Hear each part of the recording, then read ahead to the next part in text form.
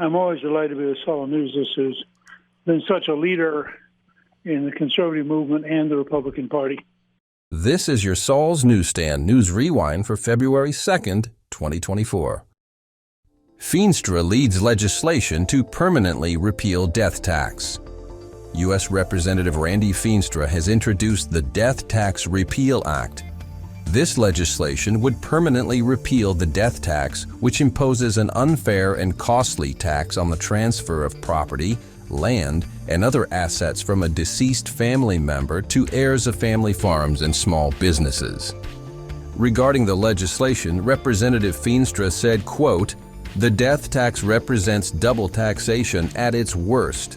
Iowa families grieving the loss of a loved one should not face an enormous tax bill from the federal government just to continue the family tradition of farming or keep their small business open and operational." The 60 Plus Association strongly supports this legislation, which continues the senior citizen advocacy group's 3-decade fight to repeal the death tax. We would strongly encourage you to read the full press release by clicking on the link in the description below.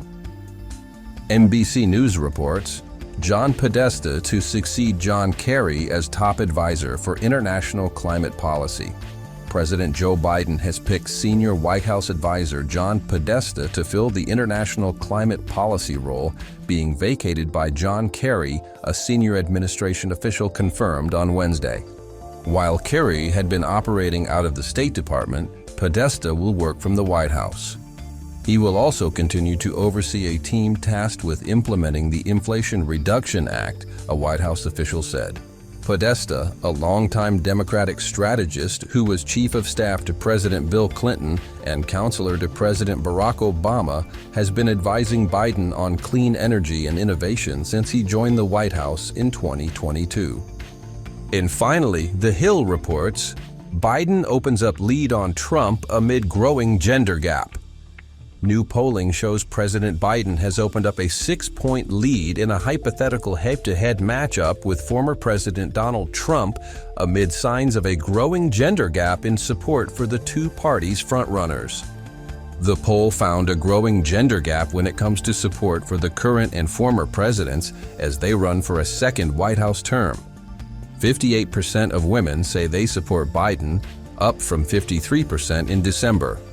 As the 2024 race heats up, Biden faces a small handful of long-shot challengers on the Democrat side, while the GOP race is down to a 2-person contest between Trump and former United Nations Ambassador Nikki Haley. And the last word goes to Joe Biden. The beer brewed here, it is used to make the brew beer in this refinery. Oh, Earth Rider, thanks for the Great Lakes. I wonder why it's called. And that was your Saul's Newsstand News Rewind for February 2nd, 2024. For more political news faster, visit saulsnews.com.